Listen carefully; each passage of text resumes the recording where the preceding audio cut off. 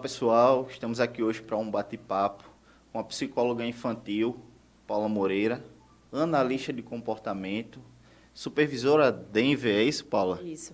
Estamos aqui para esclarecer, tirar dúvidas de vocês, dúvidas minhas, viu, Paula, com relação ao autismo. E para iniciar essa conversa, né, Paula, eu gostaria que você trouxesse para a gente um pouco do que é o autismo, né? Como entender, quais são as siglas, né? Como até se reportar ao autismo. Certo.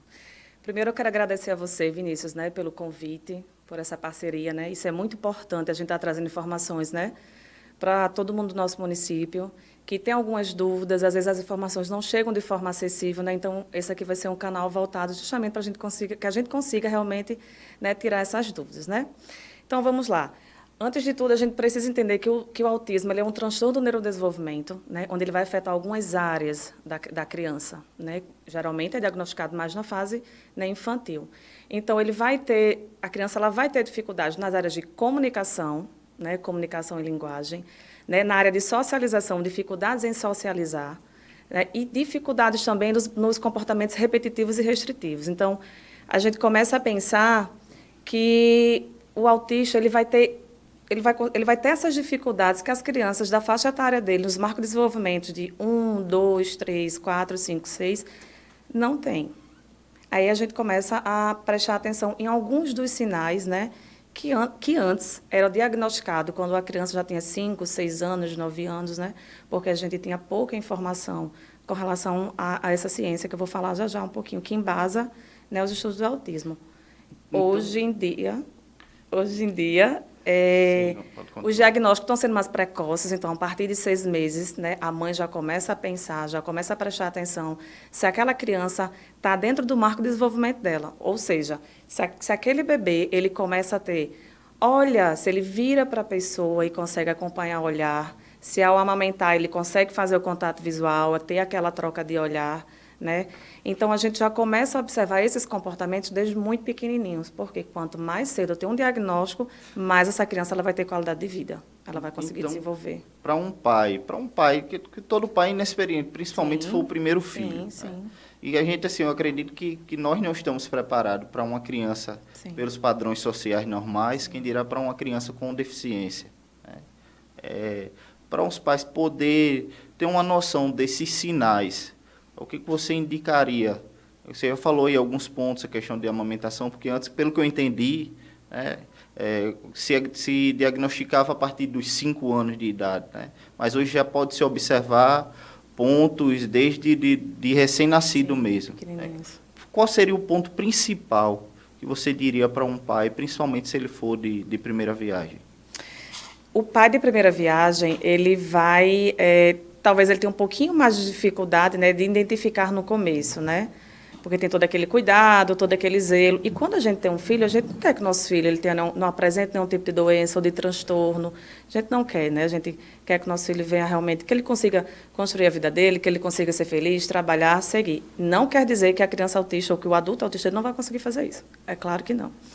Mas, assim, é importante se você vai sentir e observar que geralmente, as suas amigas ou os seus amigos vão ter bebês naquela idade e com essa troca de informações vai entender que, às vezes, seu filho não tá compatível com o desenvolvimento do colega ou do filho do outro. Tenho amigos que estão passando por isso, né? E vejo a dificuldade, até de aceitação mesmo. Isso. E, às vezes, a gente, enquanto está de fora da vivência, talvez seja porque está de fora, não sabe nem o que dizer, não sabe como... Isso. Assim, o processo de diagnóstico é difícil para todo mundo, né? Até porque quando a gente fala que o autismo ele não é uma doença, mas ele é um transtorno, né, ele é uma deficiência, a gente para pensar que, poxa, ele não vai ficar bem nunca mais, né? Ele vai ser autista, né? Do dia que ele nasceu até o último dia da vida dele. Porém, isso não vai ser impedimento nenhum, que às vezes alguns pais, quando descobrem o diagnóstico, né, se sentem assim tristes e se sentem, onde foi que eu errei? Não é dessa maneira para a gente sentir, na verdade, aquela criança ela precisa muito mais de acolhimento e que aqueles pais estejam saudáveis, né, até porque a gente tem um índice muito grande, principalmente de estresse. Então, um exemplo, 50% a mais os pais de crianças autistas podem desenvolver, principalmente a mulher, desenvolver câncer. morrem muito mais as mulheres com relação a infartos do nível de estresse. Por quê? Veja só, eu tenho uma criança que no processo de desenvolvimento dela, ela não consegue fazer as coisas que as crianças típicas fazem.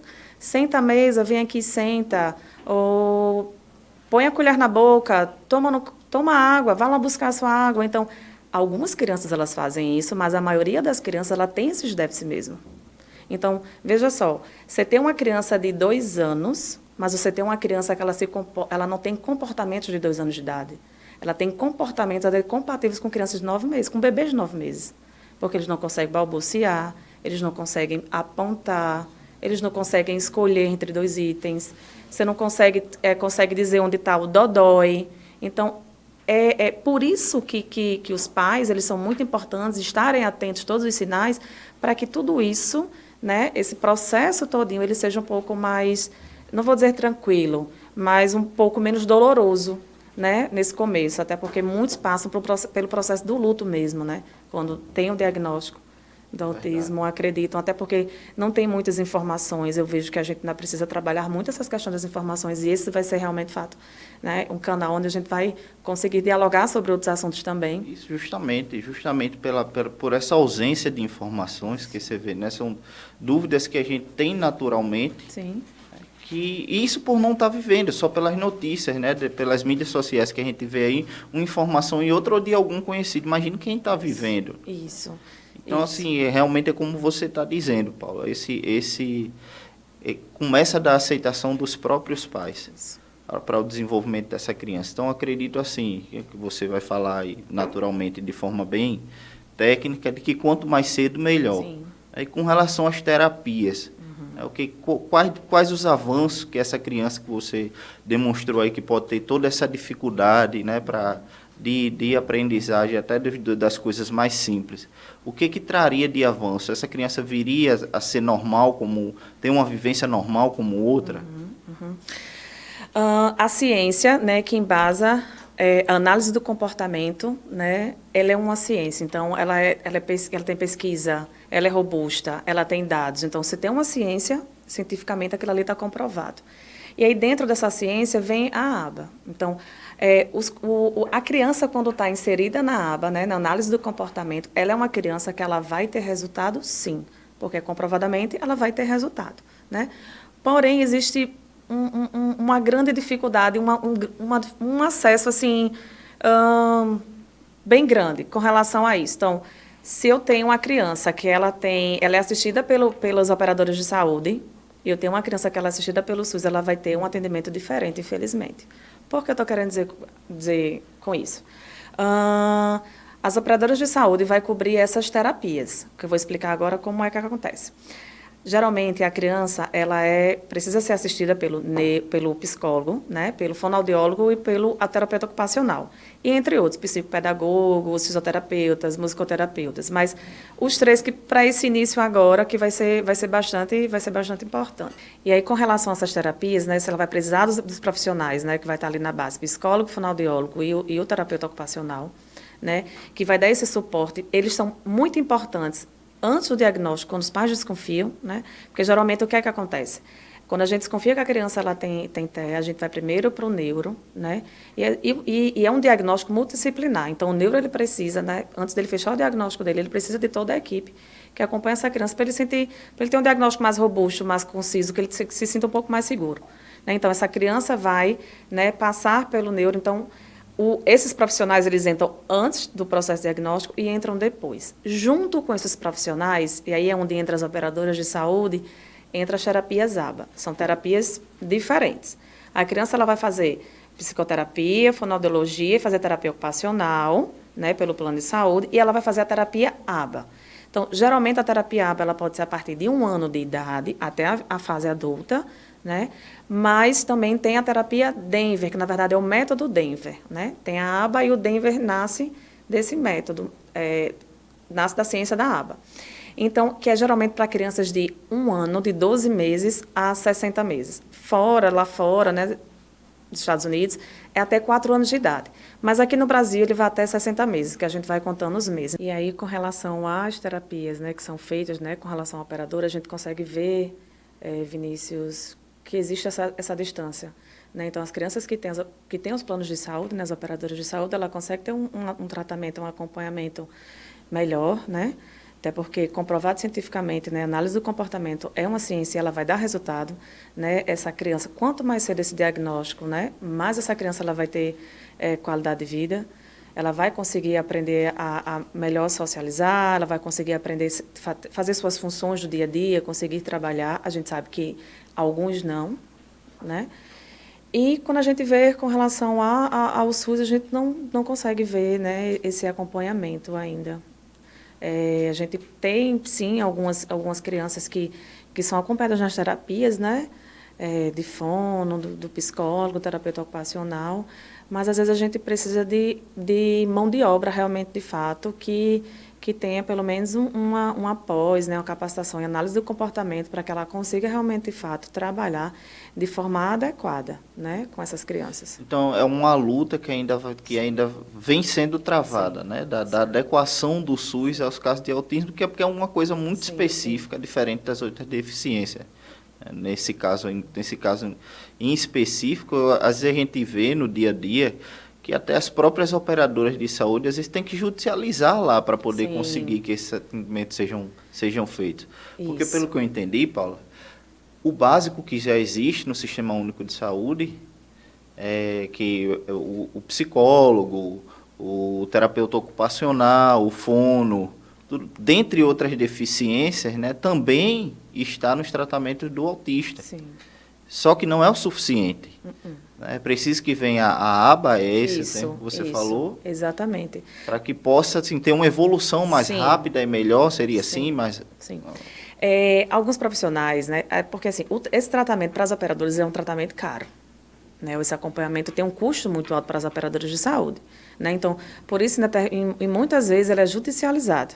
E aí a criança realmente, de fato, os pais vão conseguir que esse atendimento seja feito com maior prioridade, que a criança, né, traz um certo conforto quando é pelo plano, porque a criança ela pode ter, ela vai estar ligada a uma clínica, né, e essa clínica ela vai treinar um profissional específico, que é o assistente terapêutico, né, o AT, que a gente abrevia, para que essa criança, para que esse AT vá para a casa dessa criança, fazer terapia com ela, acompanhe ela na escola, fazendo, né, dando alguns encaminhamentos, e tudo isso de forma supervisionada.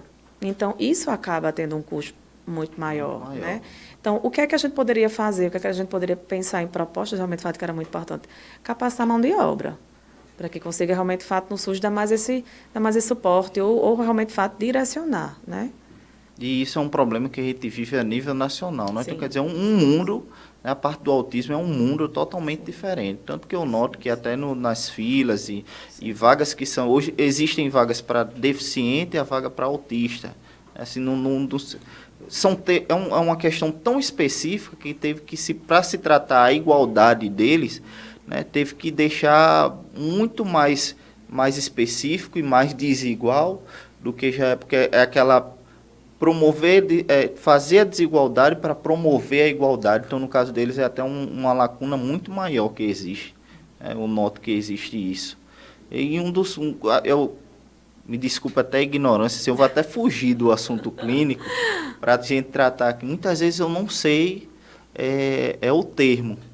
O termo, às vezes, como tratar. Porque eu tenho medo, eu acredito que muitas pessoas têm esse medo, né, de parecer preconceituoso, né, de chamar de forma errada e o pai não gostar, ou a própria criança, o próprio adolescente, o próprio adulto não gostar. Na verdade, os pais já se sentem assim, com medo, né? Então, se é uma criança, a gente consegue ver, a criança está num ambiente de aniversário, no shopping, a criança tem um comportamento diferente, os pais já chegam, e a gente observa, os pais já chegam lá e dizem assim, ele é autista, tá? Então, você pode dizer que é uma criança autista. Então, a gente não vai dizer que uma criança com autismo. O portador, não, né? Portador, não. Pessoa com deficiência, nada de portador, pessoa com deficiência. Ele é uma pessoa, criança autista, né? Importante também falar da prevalência, sabe, Vinícius? É algo muito importante. A gente consegue observar que os casos, eles têm aumentado. Muito? Né? Muito, tem aumentado. Então, hoje, na última pesquisa agora, como eu falei, é ciência. Então, a todo momento está tendo pesquisas, muitos pesquisadores, né? Trabalhando em cima para descobrir realmente, de fato, tudo do autismo, que tem muita coisa que não se sabe ainda. Então, a gente tem uma prevalência hoje que isso tem aumentado assim de uma forma gigantesca. A cada 36 crianças, um é autista. Então, são os estudos agora recentes. E a gente conseguia ver um número desse bem distante. A gente não conseguia ver muitos autistas. Aí a gente fica essa pergunta, será que a gente está tendo mais conhecimentos profissionais e a sociedade está tendo mais conhecimento acerca desse assunto? Né? Ou a demanda, ou as crianças, né, autistas têm aumentado. Né? Então, existe um fator genético também, hereditário, que é importante, é a maior causa. Né? Pode ser genético. O pai, isso, então, pode passar para o filho. Isso. Tipo um marcador genético, não que o pai tenha. É isso? Agora, sim, um exemplo. No processo do diagnóstico, para fechar um diagnóstico de TEA, você não precisa fazer, não tem por que fazer teste genético. Entendeu? Então, às vezes, a gente fica pensando assim, será que eu vou...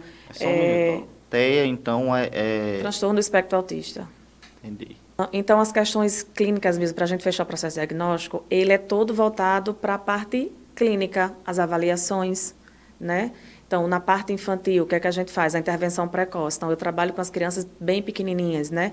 Então, a gente faz um programa de checklist, que a gente vai avaliar as áreas dessa criança que ela está com mais deficiências, se é na parte de imitação, na parte de jogo, na parte da comunicação expressiva. Então, tudo isso a gente vai conseguir fazer esse processo de avaliação, tá? Enfim, deixa eu lhe falar também outra coisa que eu acho que é muito importante, que a gente pense sobre isso.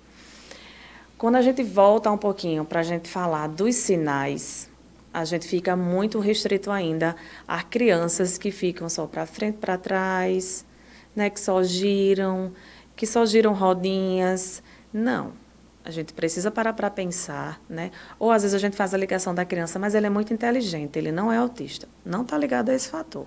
Né? Até porque eu conheço vários autistas aí que são inteligentíssimos. Exatamente. O que é que são assim, sinais que a gente começa a prestar atenção? De bebê eu já falei aquela questão do olhar, daquela troca, né? Mas existe um múltiplo de fatores. Então, nenhum autista vai ser igual ao outro. Né? Então, aquele que não vai gostar de socializar, ou que não vai gostar do contato, do abraço, do beijo, vai ter aquele outro que vai gostar do abraço, vai gostar do beijo, e mesmo assim ele não vai deixar de ser autista. Então não existe isso de tipo assim, o autista é aquele que não olha, que não abraça, que não socializa. Não. A criança ela pode ser autista, abraçar, nós somos seres, o olhar. Nós somos seres individuais, então a gente tem a nossa subjetividade, cada um é diferente. Então, mesmo que eu entre dentro do espectro, eu não quer dizer que eu sou igual a todos. Né? Até porque dentro do espectro é dividido por nível de suporte. Nível de suporte 1, 2 e 3. Que antes a gente falava muito grau 1, grau 2, grau 3, para falar da gravidade, dos comprometimentos daquela criança. Né? Hoje, a gente já fala nível 1 de suporte, nível 2 de suporte, nível 3, de como aquela criança vai demandar de ajuda, de como aquela criança vai demandar de mais terapias. É nesse processo aí que a gente precisa tá bem atento. Então, a criança ela pode apresentar seletividade alimentar, então, e essa seletividade alimentar ela vai entrar com questões sensoriais, dificuldades em deglutir certos alimentos pastosos, cítricos, né? Por exemplo, eu tenho pacientes que eles só se alimentam de morango e de melancia, e alguns sucos e água. Então, proteínas, carboidratos, nada disso a criança não aceita. Então, a gente começa a prestar atenção que aquela minha criança que está dentro do consultório, quando a gente faz a análise clínica todinha, a gente consegue ver que ela tem alguns déficits na socialização, né? Ela interage pouco, né? Então, ou seja, se eu tenho duas crianças, né, dentro do mesmo ambiente, e uma criança atípica, que é a criança que não tem transtorno, e a criança atípica, que é a criança que tem transtorno, a criança atípica ela vai querer brincar, chamar o outro para brincar. E, geralmente, algumas crianças autistas ela têm essa dificuldade na troca, no brincar com pares. Né? Então, isso é uma das questões que a gente já chama atenção. Dificuldade, né, de socializar, seletividade alimentar, né, movimentos estereotipados e repetitivos. Né? Então, a gente pode falar dos flappings, de girar em torno do corpo, né? Dificuldade no rastreio visual. Né? Isso é o que se vê de mais comum, né? Isso está inserido em todo o contexto. Então, a criança que, às vezes, fala mais gosta mais da primeira língua, que é o inglês, ou, às vezes, ela sempre fala, eu dizendo o nome, vou dar um nome fictício, eu, Maria, vou. Então, aquela voz diferente, aquela voz robotizada, a gente já começa a prestar atenção. Né? Então, a criança que tem dificuldades sensoriais, que é quando eu falo da questão do toque, das roupas, das comidas, que aquilo traz aversão para ela, eu não consigo entrar em determinados ambientes, né? Eu não consigo ter aquela questão do foco. Então, todo esse contexto a gente precisa prestar atenção, né? E, às vezes, é mais difícil diagnosticar, né, aquele suporte, né, porque é muito mais sutil. Né? A criança que ela consegue aprender é uma criança que ela consegue evoluir, mas ela não consegue atingir os marcos para a idade dela. E todo esse leque de informações, Paula, que você vem trazendo aí, toda a vida me remete aos pais. Porque inicialmente esse primeiro ponto, essa identificação, vai muito da aceitação dos pais. Sim. Porque muitos pais podem estar vendo isso, então, gente, até dizer para vocês, se estiverem vendo aí seus filhos, né, com esses sinais que Paula está dizendo aqui, vamos observar, vamos dar realmente a devida atenção que merece, porque você pode estar garantindo aí para ele um futuro mais confortável, evitar um bullying na escola, Paulo, eu acredito, porque se não for o pai, eu pelo menos, não teria coragem de chegar para um amigo, a não ser que fosse muito íntimo, porque às vezes até da família não aceita que você diga que o seu filho é diferente. Sim. Então, pedir para os pais terem realmente isso. Eu acho muito importante esse fator que você traz, Vinícius, porque ele remete, assim, é muito individual, né? Essa dor, né? O processo de entendimento do outro, assim, então, o linear de dor, né? Algo que dói em mim não vai doer da mesma forma que dói em você. E isso acontece com os pais, né? Que passam por esse processo. Mas o que é que a gente precisa entender? É algo que eu quero deixar muito frisado, né? Que os pais, por favor, prestem atenção. Não, assim, não é uma forma de negligenciar, mas é uma forma de você ficar um pouco retido por preconceito, né? Pelo medo que o outro vai dizer, pelo medo que seu filho vai passar. E quanto mais eu vou demorar, eu vou deixar esse diagnóstico acontecer, mais meu filho ele vai ter comprometimento. A gente precisa entender também que aquela criança ela vai se tornar um adulto. Né? E qual é a parte mais importante? Existem as janelas de aprendizagem. Então, na primeira infância, até os 6 anos de idade, o cérebro da criança ele tem a neuroplasticidade. Então, quanto mais eu coloco itens para ele evoluir, mais ele vai aprender. Então, por isso que quando a gente fala do Denver, do SDM, a gente trabalhar nas crianças precocemente, que eu vou trabalhar psicomotricidade, vou trabalhar cognição, questão de atenção, questão de cores. Então, quanto mais cedo eu colocar isso, mais aquele cérebro ele vai ser alimentado. Então, esses pais eles precisam estar atentos que você está ali com aquela criança, mas ela vai crescer. E como é que ela vai crescer? Porque quanto mais eu vou tardar esse acompanhamento, mais ela vai ter prejuízos. Então, porque essa criança, pelo que eu entendi, os pais vão ter um papel fundamental. Sim, sim. Porque ou ela pode ser um adulto sim. totalmente limitado, dependente, sim. ou então ele pode ser um adulto que é limitado, sim. mas que tem sua vida independente, da sua forma, mas independente, vai poder trabalhar, vai poder, em alguns casos, constituir família. Sim, né? Sim.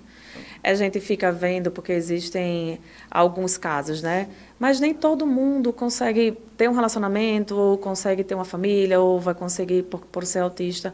Gente, é muito individual isso. A gente não tem como, São né? Casos e casos. São casos e casos, né? O que é que a gente pede para fazer? Se você quer ter maior qualidade de vida para aquele seu filho, porque a gente quer sempre o melhor, né? Para os nossos filhos. Então, não fique ligado ao preconceito, não fique ligado ao que o outro vai dizer. Foque no que você precisa. Se tem algo que dentro de você está se sentindo estranho, tem algo que meu filho não é dessa maneira, tem algo diferente, busque. Porque o que é que acontece? Eu vou dar um exemplo, que é muito comum que acontece, um exemplozinho nas escolas. Então, quando a gente chega na escola, às vezes a gente diz, não, como é que está o acompanhamento e tal. Já fiz isso quando eu fiz uma visita escolar. Não, mas é porque ele é preguiçoso, ele não consegue aprender, ou ele não consegue fazer, mas ele vai aprender. Ele vai desenvolver, calma, é no tempo dele. Dentro da rotina Isso dele. não existe mais. Isso não existe mais. Se eu tenho uma criança que ela está dentro dos marcos dela, ela não desenvolveu naquela faixa etária, a gente precisa avaliar para saber o que está acontecendo. A gente não pode mais deixar. É melhor pecar pelo excesso? Sim, melhor pecar. Sim, nesse caso, é melhor pecar pelo excesso. Você fala de uma criança considerada normal. Sim. Tem diagnóstico. Sim, porque a gente pode pensar tem dificuldade de aprendizado. Sim. tem isso, mas também tem aquelas outras crianças que, mesmo que tenham diagnóstico, a gente diz assim, não, no tempo dela, ela vai aprender. Sim, A gente, entendi, não. sim, entendi. Por isso que é muito importante que, enquanto profissionais, né, de saúde, de educação, são profissionais que estão interligados aí, porque o processo do diagnóstico também do autismo, ele vai precisar de quem? Psicólogo, fono, TO, escola. Junta tudo isso, leva para o neuro para ele conseguir fechar o diagnóstico, né? Então, a gente precisa muito saber de desenvolvimento infantil. E isso faz com que a gente consiga identificar realmente o fato. Eita, Joãozinho aqui está dentro aqui, ele não está conseguindo corresponder a essa faixa etária dele, não. Então, se eu tenho um paciente que aos 9, 10 anos que não consegue ler, então tem algo aí diferente que é importante que a gente reveja sobre isso. Muito importante que a gente reveja sobre isso. Paula, já falamos aqui, né, sobre os sinais, né, como observar, os pais observarem esses sinais, os familiares observarem. Então, o que você indica, o que você diz, o que fazer se o meu filho, se o filho de alguém, se o filho foi diagnosticado com TEA? Vinícius, antes de tudo, né, a gente falou um pouquinho lá atrás, mas acho que é importante a gente enfatizar muito, né, porque as famílias, elas são muito importantes nesse processo. Não existe evolução de nenhum paciente se as famílias não estiverem junto, né? Como não existe o avanço, um exemplo, na psicoterapia, né, da minha área, na psicologia mesmo, né, que coloca a demanda para cima do psicólogo e ele precisa resolver aquela demanda daquela pessoa. Não, a psicoterapia ela é daí para cá, né? Então, a família, ela é esse contexto. Família, paciente, que vai fazer com que a gente consiga ter essa rede de suporte para que eu consiga realmente, de fato, né, entender esse mundo, né, e estar cada vez mais atento ao que é importante. Quando a gente entende, né, que eu tenho uma criança tem uma criança com deficiência, os pais é muito duro para eles pegam essa criança e querem guardar dela para cuidar dela. Então, acabam tirando a autonomia, porque se sentem perdidos também, né? Os pais fazem isso de forma inconsciente, se sentem perdidos, né? Porque como é que meu filho vai se virar? O que é que ele vai fazer? Então, os pais acabam fazendo tudo pela criança, né? Então, isso é muito comum no consultório, quando a gente chega uma criança que está em hipótese de TEA, né? Do transtorno do espectro autista, que é uma criança de 2, 3 anos que ela já consegue segurar a caixinha de seu suco, mas está a mãe lá segurando. Que a criança ela não pode tropeçar, que a mãe está lá pronta para segurar.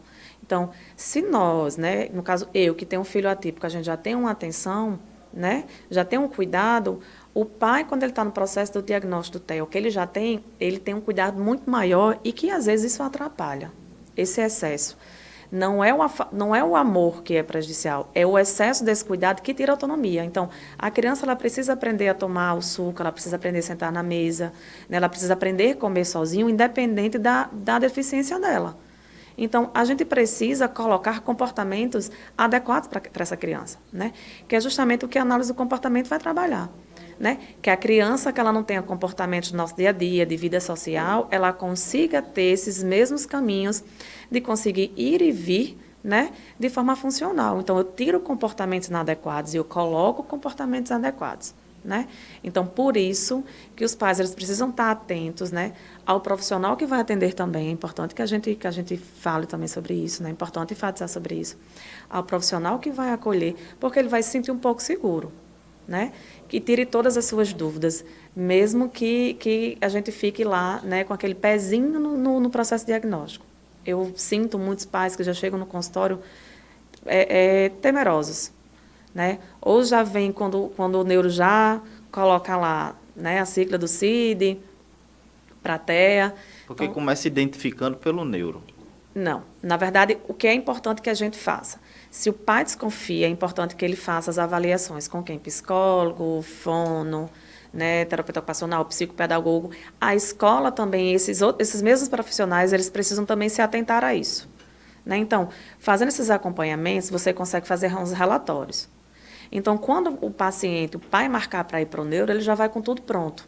Porque, às vezes, quando você vai para o neuro, como é um diagnóstico multidisciplinar, o neuro não vai conseguir, às vezes, fechar o diagnóstico que você desconfia. Porque ele vai se sentir um pouco, poxa, eu acho que a gente precisa avaliar essa parte. Ele viu o paciente, às vezes, pela primeira vez. Então, por isso que é importante as terapias, porque são os profissionais que vêm acompanhando essa criança, né, que vai ter total, né, que vai fazer as questões clínicas, vai fazer alguma aplicação de teste, vai fazer as questões de checklist para as crianças menores, que é o que a gente faz. Então, né? o neuro, para fechar o diagnóstico, ele precisa de todo esse suporte dessa equipe previamente. Porque é um diagnóstico multidisciplinar. É um diagnóstico que a gente precisa de mais profissionais. A escola é muito importante nesse processo. né? Então, às vezes a gente coloca a criança no reforço, ou coloca a criança para ir para o psicopedagogo, e o psicopedagogo faz, nossa, aqui é a pai, sinaliza, pai, tem algo aqui importante. Às vezes eu vejo que o seu filho não consegue realmente, de fato, ou manter o foco, eu vejo que ele realmente, de fato, teve algumas crises de choro, ou crise sensorial, eu vejo que tem outros atrasos comprometedores, né? Aí ele também sinaliza, faz o acompanhamento e vai para o neuro. E depois desse diagnóstico, vocês ainda, além do trabalho com o usuário, o paciente, você pode dizer assim, o paciente, vocês ainda têm esse trabalho acessório com os pais para que eles deixem as crianças viver cada fase da criança. Na verdade, quando a gente acolhe uma criança autista, a gente acolhe a família dela. Porque a família dela também precisa desse suporte. Ah, com certeza. Né? Não tem como, assim, Vinícius, é algo... É uma família que sofre preconceito, que não é convidada para as festinhas do dia a dia, né? Que não consegue, porque ou o filho dá trabalho, ou tem vergonha que o filho dê trabalho, né? Fica com vergonha.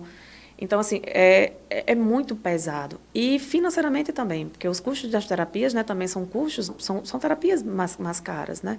Então, é importante realmente, de fato, que esse pai ele esteja preparado até para ele colher, né, de uma fonte segura. Está com essa dúvida? Procura profissionais capacitados para que você consiga ter, né, tirar suas dúvidas de forma robusta, porque às vezes a gente vai no Google, coloca sinais e sintomas, e isso mexe muito mais, deixa a gente muito mais ansioso, muito mais preocupado. O importante é exatamente o quê? Tem dúvida? Pede ajuda. Não deixa que isso demore. Isso vai prejudicar muito mais seu filho nesse processo de desenvolvimento dele. E com relação às terapias, a criança que ela tem TEA, ela nunca vai deixar de fazer as terapias até que ela consiga evoluir muito. Então, tem o antes, né, o que a gente já falou, do processo de diagnóstico, que precisa desses profissionais. Quando ela tem um diagnóstico, ela vai precisar desses profissionais também, mais as outras terapias intensivas. Terapias convencionais, psicólogo, psicopedagogo, fono, TO, musicoterapeuta, os outros profissionais, e as terapias intensivas, que aí a gente entra na aba, na análise do comportamento, e entra também no método Denver, que ele nasce da aba. Então, Paula, e eu sei que eu sei que tem muitas pessoas até que diagnosticaram o autismo já na fase adulta. Né? Mas assim, com relação aos tratamentos, eu sei que não é uma evolução muito rápida. Apesar de que a gente vem vendo muitos casos, ou como você mesmo disse, será que eles já existiam e a gente é que não conseguia ainda entender o que era? Mas eu vejo assim, nessa questão, você já conseguiu observar, né, com a criação desses tratamentos, com o desenvolvimento desses tratamentos, adultos hoje que levam a sua vida. Sim, e isso tem ficado muito mais comum. E sem ser diagnosticado agora, sem ser diagnosticado na fase adulta, sendo diagnosticado enquanto criança. Você conhece adultos hoje que vivem, que tem a prova efetiva da eficácia dos tratamentos. Eu conheço um adulto que ele realmente, de fato, ele conseguiu evoluir, né? É casado, é concursado, super estudioso, né, doutor, aí numa área, determinada área, aí conheço nessa fase e também conheço pessoas chegando agora. Então, vamos lá. O pai que leva a criança que desconfia do TEA. Então, quando a gente faz a anamnese, que a gente traz a primeira família, né, que faz a anamnese, todo aquele estudo da criança, a gente consegue identificar até alguns pais, né, que já têm um transtorno, que a gente consegue ver os sinais ali, né. É nítido isso. E que também... E viveu com ele sem descobrir. Sim. E aí, quando ele consegue ver o processo diagnóstico do filho, eu me encaixo nisso aqui, eu me vejo dessa maneira. Recentemente, né, teve a palestra lá na Câmara, e o advogado que foi, doutor Bruno... Bruno Henrique. Doutor Bruno Henrique, inclusive, é uma pessoa que tem assim, uma sensibilidade incrível. Ele disse que a esposa descobriu com 34 anos de idade que tinha autismo. Então, o que você está falando realmente acontece assim, né? Eu só ainda realmente ficava nessa dúvida se existia um exemplo de uma criança, descoberta criança, né? Fez todos os tratamentos, desenvolveu, como você disse, não é barato. Eu, enquanto né, poder público, me coloco preocupado com isso, porque eu sei que tem muita gente que não tem condições de arcar.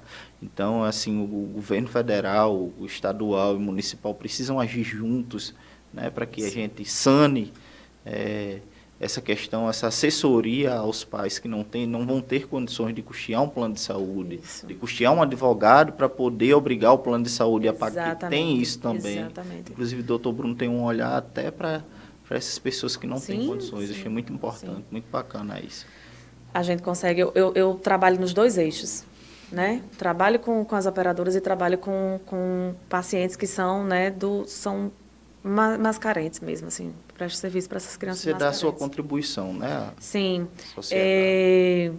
A gente faz o máximo dentro do consultório, porque às vezes eu falo para os pais que existe esse método, mas em alguns momentos eu até me sinto um pouco frustrada também, com medo de frustrá-los também, por não conseguir, né, colocar os seus filhos dentro dessas terapias para que eles consigam, né, evoluir. Então, o nosso eixo profissional também, ele entra nesse viés dessa preocupação, porque existe uma questão também de saúde pública mesmo, de levar mais informações, né, e a gente precisa estar muito atento a isso, porque a prevalência também é que meus netos possam nascer autistas, então ninguém, é como a gente fala, a gente não está livre de ter uma criança, né? Você pode nunca ter tido um caso na Isso, família e acontecer. Isso, exatamente. Né? Então, exatamente, a gente precisa realmente pensar acerca de todo esse contexto do autismo. Então, Paula, é isso, né? Paula não aceita ser titulada de doutora, mas, assim, é muito conhecimento.